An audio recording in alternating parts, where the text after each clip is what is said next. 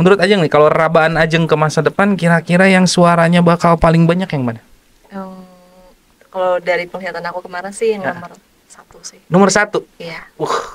Tapi itu kan untuk dengan catatan ciri khasnya dari istananya Pajajaran, apalagi pintu gerbangnya itu memiliki ornamen tersendiri.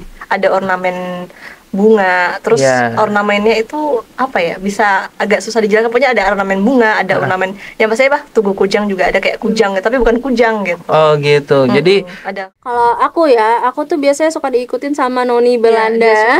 Noni Belanda. Jadi setiap kita ke pemakaman Belanda, dia paling suka ketempelan. Ya, waktu itu pernah di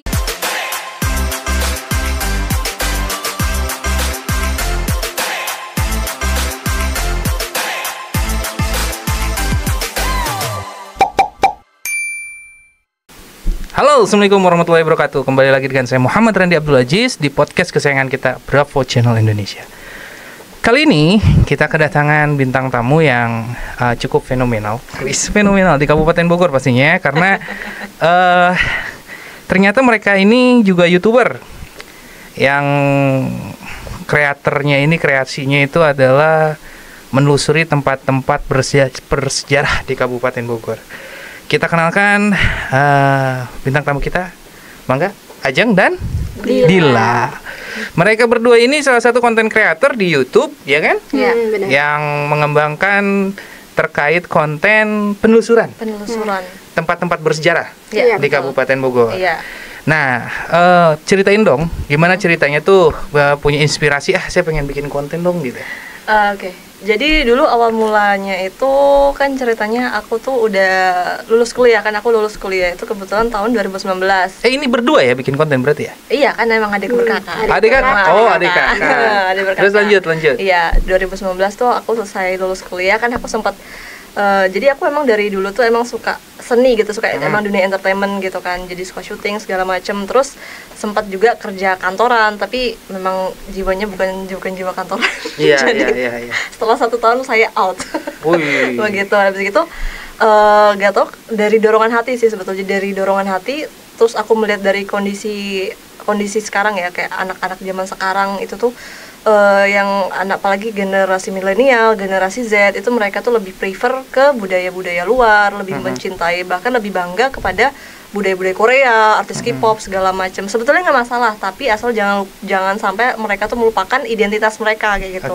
Nah, dari situ aku sama adik-adik gitu kan, kayak gimana sih kalau misalnya kita bikin sebuah channel konten YouTube yang ibaratkan yang berisi mengedukasi mengenai tentang penelusuran sejarah gitu. Karena kan biasanya yang aku lihat ini biasanya tuh kalau penelusuran sejarah itu ya, mohon maaf sebelumnya itu kan kadang di identitas itu kayak lebih banyak kadang kayak bapak-bapak gitu kan ya kadang. Terus apalagi figurnya ya. Iya, figurnya bapak-bapak terus pokoknya tuh modelnya tuh kayak ibaratkan yang kayak formal banget, tadi pakai apa gitu. Nggak casual ya. Kalau kita kan bawanya dengan terlalu gaya kita kan sebagai anak muda yang dengan fresh, gaya baru gitu. Ditambah lagi anak muda itu kan identik dengan ibaratkan yang menyukai hal-hal yang baru, explore gitu. Jadi yang menantang segala macam. Nah, dari situ tapi di saat kita ibaratkan kita menelusurin kayak jejak petualang gitu, kayak si Bolang gitu, tapi di sana juga kita ada unsur-unsur sejarahnya juga. Jadi orang juga bisa belajar sejarah, nggak hanya mistisnya aja atau misterinya aja, tapi ada sejarahnya juga. Terus Dila sendiri, untuk Dila nih ya, untuk Dila kenapa mau ikutan bikin konten sih? Kan ini anti mainstream nih, anak muda ngapain kontenin kayak gitu, mending mukbang lah gitu ya. Mukbang terus makeover gitu kan ya. Yang lebih milenialis. Kenapa pengen ikutan sama kakak berarti ya? Sama kakaknya konten penelusuran gitu, tempat-tempat sejarah. Kenapa? Sebenarnya tuh awal mula kita bikin channel YouTube ini tuh iseng ya. Bermula dari iseng kan, kayak coba-coba, terus lama-lama kayak bikin terus ya udah sampai sekarang akhirnya ya udah bikin aja jadi terus jadi pekerjaan juga ya. Ya gitu sih. Oh gitu. Jadi lebih ke udah terencana lah ya sama kakaknya, coba kita bikin konten iseng-iseng taunya berhadiah gitu ya. Iya, benar. Iya, benar banget ya. Taunya berhadiah. Terus Dila sama Ajeng ini saya dengar juga bisa menerawang atau indigo gitu ya. Iya, benar. Bener ya itu ya? Iya. Kata teman-teman, wah ini indigo gitu saya dengarnya. Terus itu cerita awalnya gimana? kok bisa sampai menyadari saya ternyata bisa ini loh? Dila dulu deh. Awal mulanya kayak gimana saat itu? Aku tuh kapan ya? Pokoknya emang dari kecil sih kayak suka ngelihat kayak tiba-tiba sekelibat, terus ya terlihat aja gitu loh kayak. Ya? Jadi kayak dulu tuh sempat bingung nyata apa nggak nyata kan. Gitu. Cuma kalau yang emang bener-bener dari lebih kecilnya lagi tuh dia. Oh gitu.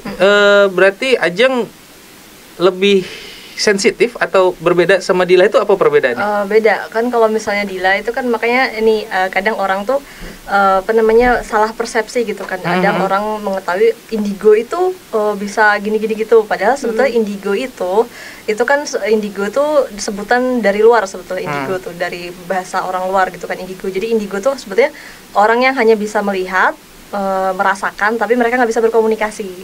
Tapi kalau misalnya mata batin atau ilmu laduni atau tasawuf itu tuh mereka bisa merasakan, bisa melihat, bisa berkomunikasi, bisa retrokognisi masa lampau ataupun masa depan, dan bisa macam-macam. Ada juga yang bisa menyembuhkan orang, segala macam itu. Kalau Ajeng ini masuknya tipikal apa? Alhamdulillah aku sih masuknya diberikan kelebihan yang laduni itu, yang bisa merasakan, bisa berkomunikasi gitu ya. Nah, itu menyadarinya umur berapa tahun sih? Itu waktu aku SD. Jadi aku SD itu ceritanya kelas 4 atau 5 SD, itu ceritanya masih kecil. Itu aku sudah mulai, waktu awal pertama kali itu aku dibawa maghrib itu sama mama ke rumah teman. Dibawa sama mama ke rumah teman, itu maghrib, aku tuh duduk di mobil, terus aku waktu di mobil mama aku masuk ke nemuin temennya. Aku duduk di mobil, terus aku ngeliat tuh di pohon itu jelas banget pohon mangga. Mangga itu ada perempuan duduk, rambutnya panjang, pakai baju putih, terus dia ketawa-ketawa pas maghrib tuh gitu kan. Terus aku ngeliat ini apa ya? Kok aku nggak pernah lihat ini ya? Ini apa gitu kan? Terus semakin situ makin jelas, makin macam-macam tuh dari harimau segala macam. Terus aku bahkan suka ngobrol gitu. Terus karena mama aku kan takut aku kenapa-napa, jadi sampai dibawa ke ustadz. Dibawa ke ustadz itu nggak hanya orang satu aja. Lah ya. Dikasih doa, kasih bacaan air doa. Terus bahkan sampai duduk kias segala macam. Tapi kata ustadznya, oh ibu ini anaknya nggak apa-apa ibu, karena ini emang dikasih kelebihan sama Allah gitu kan. Jadi emang nanti sejalannya umur nanti dia makin tajam lagi gitu. Jadi lebih baik diarahkan aja kayak gitu. Oh gitu. Kalau Dila gimana? Awal mulanya ngelihat, ini apa sih gitu? Yang kayak kakaknya nih kan ngelihat, anggaplah kuntilanak tuh ya, ucang-ucang kaki sambil ketawa-ketawa gitu. Itu kan ekstrim sih. Kalau Dila gimana? Awal mulanya bisa ngelihat tuh? Aku lupa ya kalau awal mulanya itu kapan. Pokoknya dulu tuh kita pernah tinggal di Samarinda, dan itu aku pernah ada kejadian yang benar-benar kayak beneran gak ya. Nah jadi aku tuh dulu di Samarinda, kita tuh punya bibi ya. Bibi yang ngebantu-bantu gitu kan. Nah kita tuh kebetulan waktu itu kita berdua itu sekamar sama bibi juga kan. Jadi ada 2 kasur. Ini kasur aku sama kakak aku, dan ini kasur bibi kan. Nah itu tuh aku tuh suka tutup kamar kan biasanya kan, entah malam atau pulang sekolah gitu kan. Namanya bocil kan ya. Aku nutup kamar, terus aku suka nyadar nggak nyadar bibi tuh kayak ada di kamar gitu loh, terus masuk ke kamar mandi. Nah padahal itu bukan bibi, jadi benar-benar masuk ke kamar mandi, menyerupai ya berarti. Iya menyerupai, masuk ke kamar mandi tapi bentuknya jelas banget. Jadi masuk ke kamar mandi terus ditutup, tapi kalau aku panggil Bi, terus aku buka tuh nggak ada. Itu emang sering banget ya kejadian di rumah itu ya, dulu di Bangris ya, Bangris di Samarinda. Jadi ada makhluk astral yang menyerupai si penghuni rumah. Iya benar banget. Puncaknya kuntilanak. Nah terus aku ya namanya bocil alay lebay ya dulu ya. Aku tuh suka selfie di kasur. Jadi aku nutup kamar, aku kuncikan saking nggak mau diganggunya kan. Terus aku selfie pakai HP siapa ya dulu? HP siapa aku lupa. Nah terus aku selfie. Nah berhubung kamar aku nih kasurnya tuh di belakangnya tuh ada kosong ya, kosong. Nah di sampingnya tuh ada lemari, dan lemarinya tuh agak lemari tua gitu. Lemari tua, emang agak creepy sih. Nah aku tuh foto di kasur itu kan, selfie aja, selfie. Nah terus di belakang aku tuh ada rambut panjang banget, sumpah aku ketakutan banget ya. Aku mau buka-buka kamar juga susah kan, karena aku kunci kan. Ya bolot lah pokoknya ya. Terus aku keluar kamar, aku tunjukin ke tante aku kan. Nah, kata tante aku, hapus aja gitu. Ya udah aku hapus, padahal sayang banget kan kalau masih kesimpan kan. Ya lumayan lah ya kalau viral. Kenang-kenangan banget gitu ya. Terus ini apa? Kalian berdua ini kan kompak nih ya, bikin konten penelusuran berdua. Itu gantian tuh megang kameranya.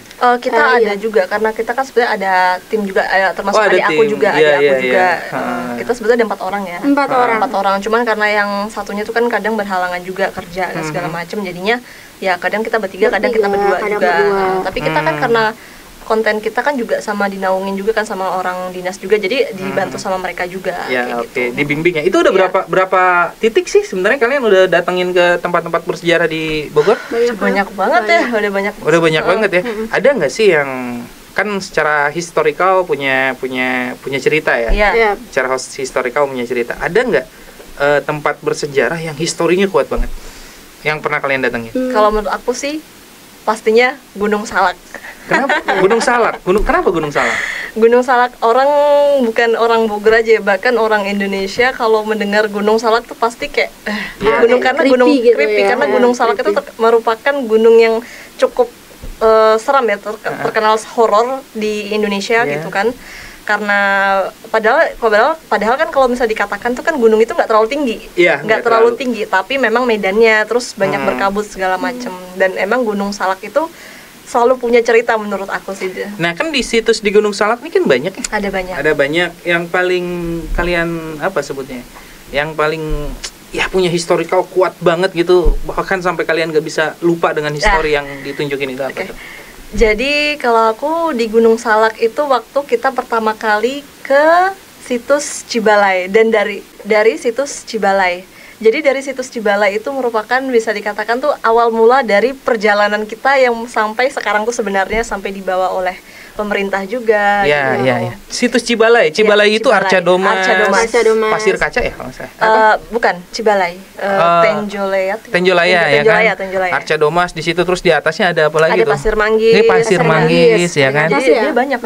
Ada banyak ya. Itu salah satu destinasi bukan wisata ya, destinasi sejarah ya. Yang dalam memang kalau itu. Yang kalian lihat historical dari Arca Domas itu apa?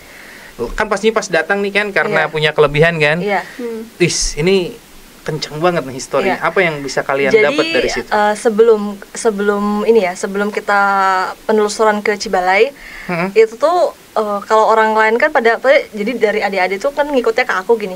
Jadi waktu itu sebelum seminggu atau beberapa hari sebelumnya tuh nggak tahu kenapa aku punya feeling kuat banget kok. Ayo nih kita ke Cibalai ya, pokoknya kita ke Cibalai dulu nih, nggak tahu kenapa gitu kan. Oke lah, kita masuk, kita ke Cibalai. Itu waktu itu weekend kalau nggak salah, pokoknya ke Cibalai ya, Sabtu apa nggak Minggu, kita ke Cibalai. Waktu ke Cibalai itu waktu pertama kali datang ke sana, itu yang pasti energinya kuat banget, karena di sana apalagi peninggalannya itu bisa dikatakan tua juga ya, bukan peninggalan kerajaan, bahkan itu kayak ada peradaban batu juga kayak gitu. Megalitikum gitu kan. Waktu kesana aku ngelihatnya tuh sudah kayak ngeliat film aja gitu. Jadi kalau misalnya orang yang biasanya kayak menginjakan kaki tuh kan ya udah ngeliatnya biasa. Kalau aku tuh pas menginjakan kaki tuh udah kayak dibawa ke alam masa lampau zaman dulunya.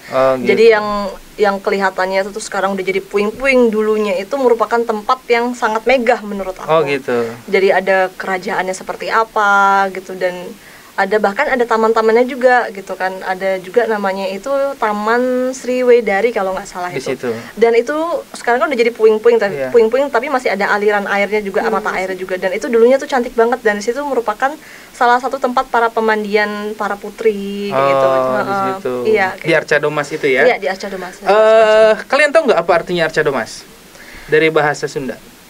Gak tahu sih kita Arca itu patung ya. Domas itu 800 kalau nggak salah. 800. Jadi Arca Domas itu ada 800 patung. Sebutan orang sana. Kalau nggak salah gitu deh. Iya. Dari bahasa Sunda. Nah, untuk Dila sendiri yang paling historical nih dalam penelusuran deh, keliling-keliling Kabupaten Bogor apa tuh? Aku. Iya. Aku yang sih paling yang paling ini ngapain sih lu datang di sini gitu? Apa ya? Aku sih sukanya ke goa. Dia suka banget ke goa, nggak tahu kenapa. Kenapa? Nggak tahu, suka aja, enak. Itu kalau ke goa ya seru, kayak menantang gitu ya. Goa yang paling ciami di Kabupaten Bogor goa apa? Ciwadon. Waktu itu kita sempat ke goa Ciwadon. Ciwadon di mana sih? Jonggol. Oh, di Jonggol. Dan itu merupakan apa namanya, sampai tertangkap kamera dia itu mengeluarkan berasap. Iya, berasap. Apanya? Kepala ya? Apa? Badannya berasap. Itu jadi benar-benar kalau di video itu yang berasap emang cuma aku doang, kalau yang lain enggak gitu.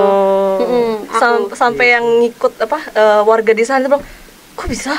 Sampai bilang, iya. Ada asapnya ya. Ada asapnya. Sampai berasap. Berasap dia. Nah, kalau penglihatan Ajeng sendiri kan kalau di lain ini ada keterbatasan, tidak bisa berkomunikasi ya. Hanya bisa melihat gitu. Iya. Aku belum nyoba sih. Belum nyoba ya? Belum pernah nyoba. Belum pernah nyoba. Nggak tahu bisa apa enggak, tapi belum pernah nyoba. Mau coba? Coba. Mau coba. Kalau Ajeng saat itu ngelihat Dila berasap, apa yang Ajeng lihat? Dia ada yang deketin banyak karena posisi waktu itu aku waktu itu lagi dapet. Masuk ke gua lagi dapet. Jadi ibaratkan ya disenangin gitu lah. Tapi untungnya kan sebelum, kan aku tuh setiap penelusuran kemana-mana, kita misalnya mau ke Gua Ciwadon atau mau kemana dulu, nah pas malam hari atau 1 hari sebelumnya aku tuh ibaratkan kontak batin dulu sama yang jaga di sana. Ibaratkan kita kan kayak mau ke rumah orang, izin dulu, telepon dulu lah atau gimana gitu. Kalau jadi kayak ngasih tahu dulu kayak Ajeng mau kesini nih, mau untuk kesini ziarah atau soal segala macem gitu. Terus nanti misalnya Ajeng kesini tujuannya untuk menelusuri jejak sejarah nih. Ajeng nanya ke beliaunya, ntar apa mungkin ada tour guide-nya gitu kan. Terus kata beliau, oh ada gitu. Jadi ada beberapa tempat gitu kan, itu nanti kita kayak dikasih identitas. Jadi misalnya dalam penglihatan astral spiritual itu nanti kadang kita ibaratkan dikasih kayak kartu masuk. Jadi waktu Ajeng di Ciwadon gitu, kita penelusuran ke Ciwadon itu, kita itu dikasih waktu, kata dia, kata beliaunya, kalian pokoknya sampai jam 5 sore aja ya, pokoknya di atas sampai jam 5 sore jangan gitu, karena itu udah beda gitu. Jadi kita sedangkan kita waktu itu datangnya jam 12 sampai jam 1, sedangkan guanya itu lumayan terjal gitu kan, dia tuh kayak vertikal gitu kan ke bawah. Jadi gimana caranya dalam waktu yang dekat kita bisa menyelesaikan gua itu, jadi kayak menyelesaikan misi. Terus nih, kita pengen tahu juga nih, kan banyak tempat-tempat bersejarah di Bogor ini yang mereka hanya jadi tempat sejarah, historis, aktornya siapa, terus apa sebutnya, kisahnya seperti apa sehingga menjadi satu destinasi sejarah di situ. Itu yang menurut kalian yang benar-benar punya cerita lengkap gitu, bahwa ini itu awalnya seperti ini itu yang pernah kalian kunjungi destinasi mana? Yang punya ceritanya ya? Iya, yang benar-benar historinya itu kayaknya nempel banget gitu. Maksudnya si penghuni itu menceritakan bahwa ini loh dulunya gitu. Kalau aku sih ada 2 tempat kalau. Apa tuh? Yang pertama yang tadi aku bilang Gunung Salak, dan yang kedua itu Jasinga. Di mananya tuh? Jasinga itu Kabupaten Bogor ujung aja. Jadi perbatasan mau ke Banten. Jadi kalau di Jasinga, kalau di Gunung Salak itu udah pasti kayak mereka tuh pasti ada keterkaitan. Jadi dari Arcadomas Cibalai itu ada keterkaitan dengan Pasir Manggis, terus dengan Calobak juga ada gitu kan. Cuman Cibalai kan lebih versi yang lebih gedenya, kalau Calobak tuh yang kecil-kecilnya gitu kan.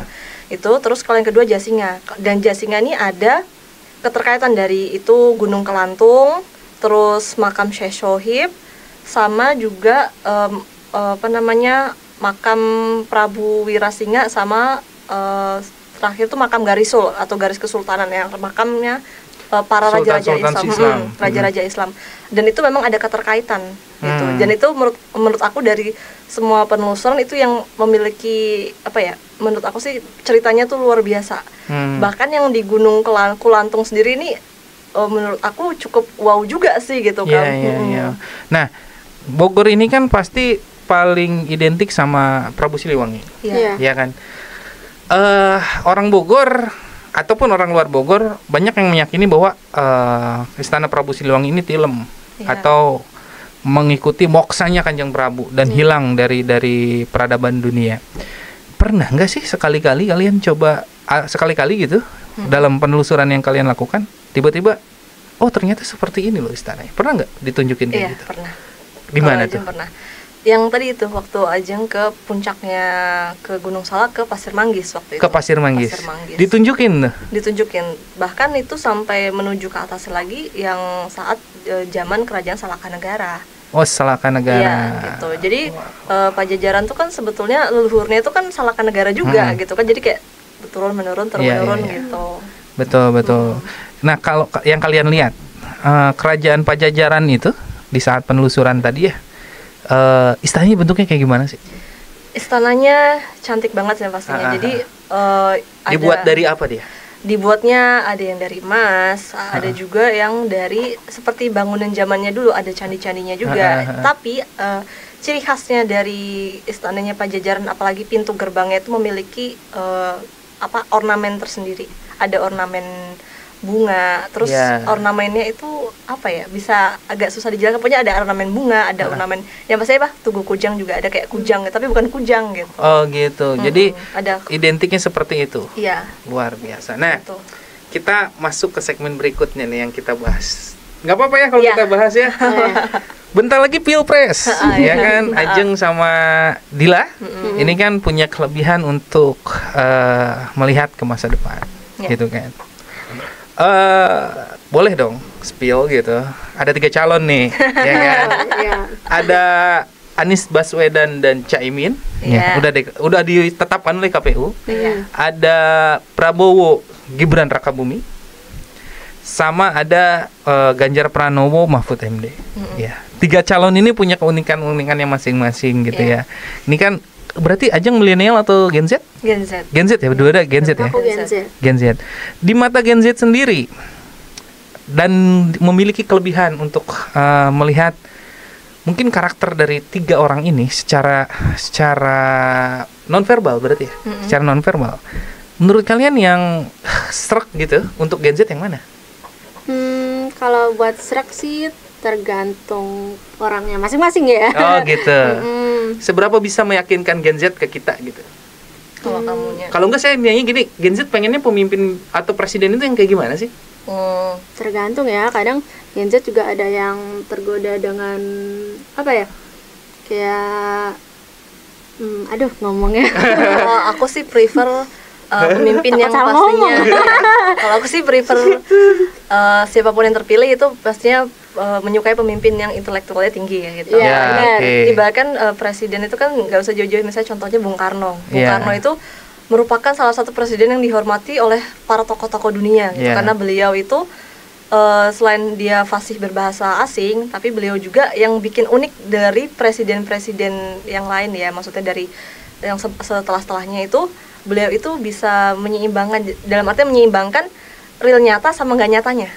Makanya kadang kalau kita kemana pasti ini loh petilasannya Bung Karno. Ini petilasannya Bung Karno loh itu. Jadi Bung Karno tuh beliau tuh merupakan salah satu tokoh yang sangat menghormati leluhurnya.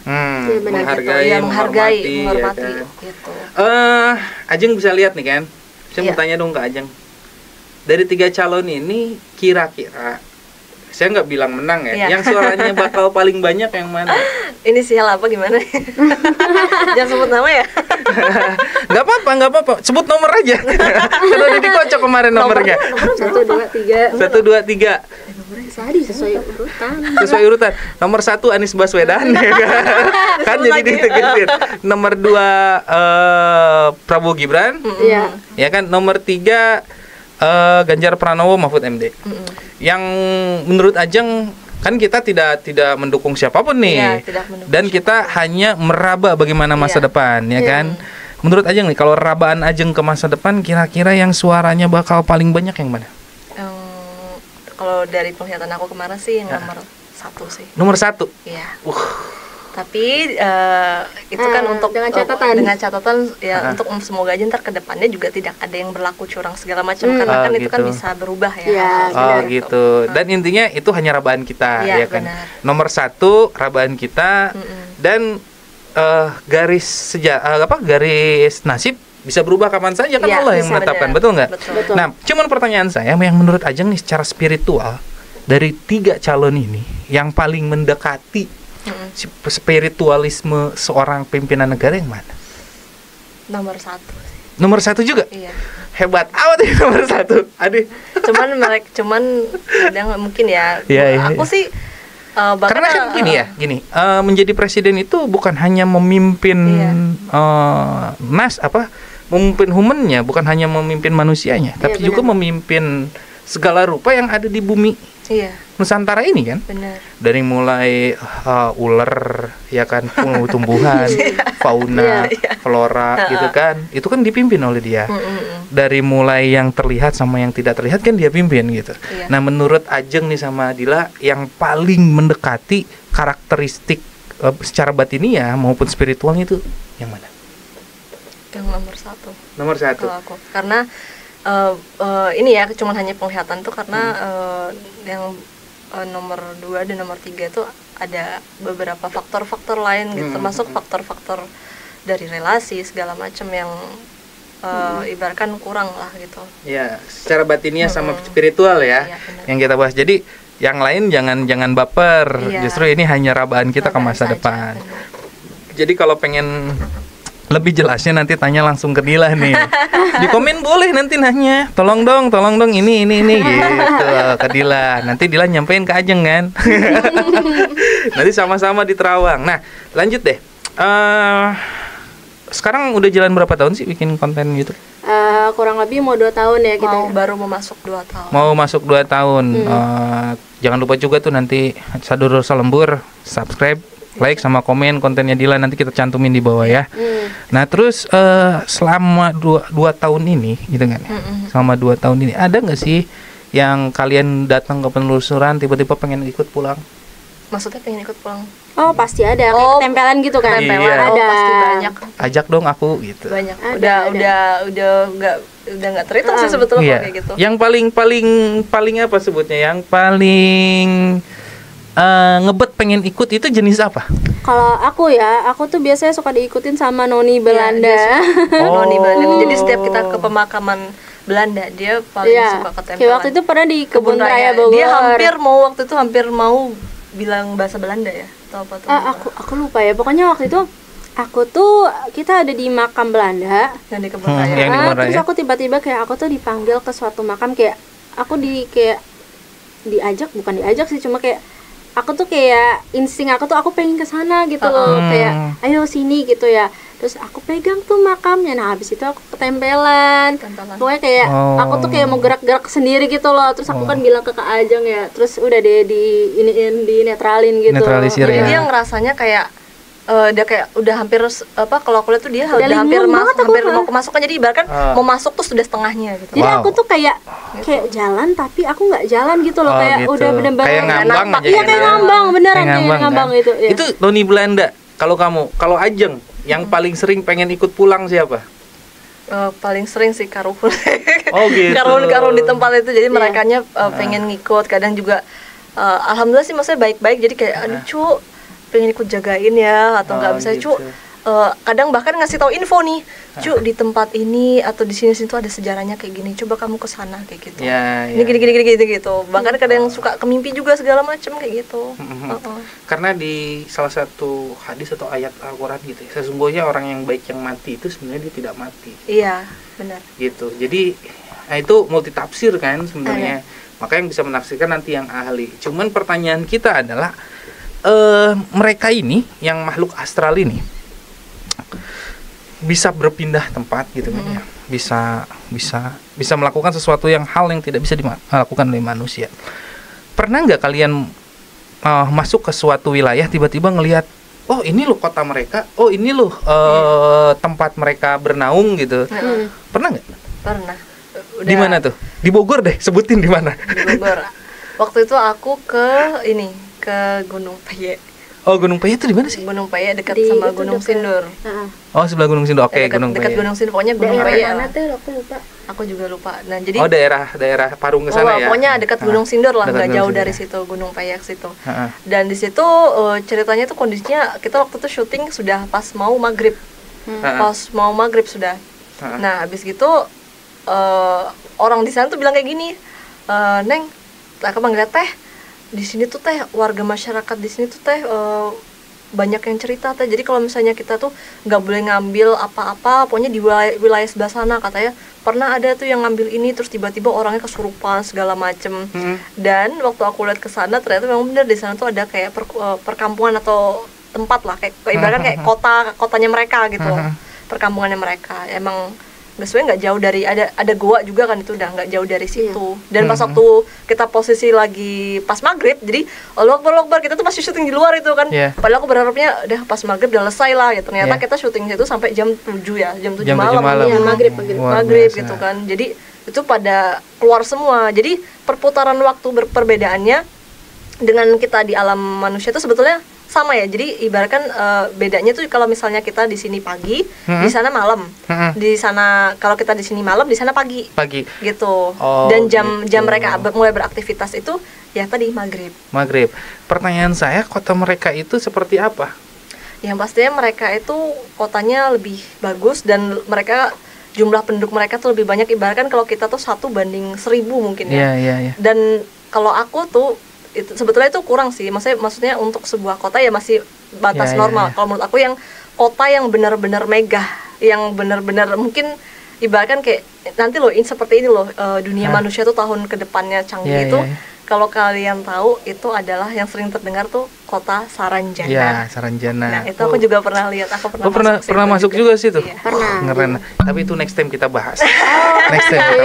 Saranjana tuh banyak penasaran itu. Banyak yang penasaran karena filmnya udah keluar gitu kan. Filmnya udah tapi keluar. Tapi banyak yang ditambah-tambahin juga. Oh ya pasti. Karena gini loh. Kalau kalian dengerin kisah Nabi Sulaiman alaihissalam bahwa waktu itu dia mau mindahin singgasana Ratu Bilqis ke istana dia, ya kan? Ifrit bilang, saya mampu memindahkan ini sebelum Anda berdiri dari tempat duduk, kata Nabi Sulaiman. Terus ada salah satu orang soleh yang menguasai yang di dalam mempelajari tentang kitab, gitu kan? Bilang, kalau saya mah sekejap mata, Anda berkedip pindah tuh si singgasana Ratu Bilqis, katanya kan.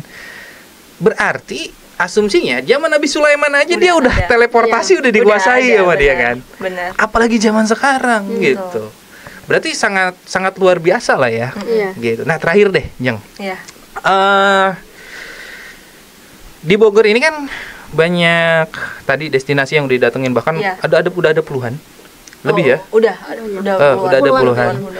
Itu kan membuktikan bahwa di Bogor ini, Kabupaten Bogor ini punya banyak cerita-cerita sejarah.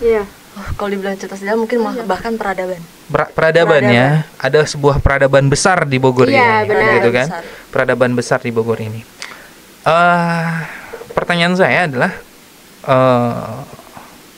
hanya kalian nih sekarang yang memperhatikan bahwa peradaban ini perlu dimengerti, perlu dipahami, perlu jadi sebuah sejarah ke diri kita ya gitu ya. Pesan kalian deh buat generasi-generasi Z. Bagaimana supaya tadi jangan sampai sejarah kita di masa lalu hanya sekedar jadi mitos. Karena kan awalnya gitu dulu, fakta dulu gitu kan. Udah fakta berubah jadi sejarah, dari sejarah berubah jadi legenda, dari legenda berubah jadi mitos kan gitu. Langkahnya seperti itu. Akhirnya setelah jadi mitos bingung mana yang benar, mana yang salah gitu. Pesan kalian deh saya minta. Dila dulu. Kalau pesan aku, ayo dong jangan lupain sejarah. Oh gitu. Ya mungkin banyak kalian nggak suka sejarah kan. Aku juga dulu tuh kayak aku tuh paling nggak suka pelajaran sejarah. Aku tuh paling nggak suka gitu ya. Kalau dia kan enak nih, Morom juga udah ngeliat kemana-mana kan. Kalau aku kan nggak ya, kudu ngapal lah.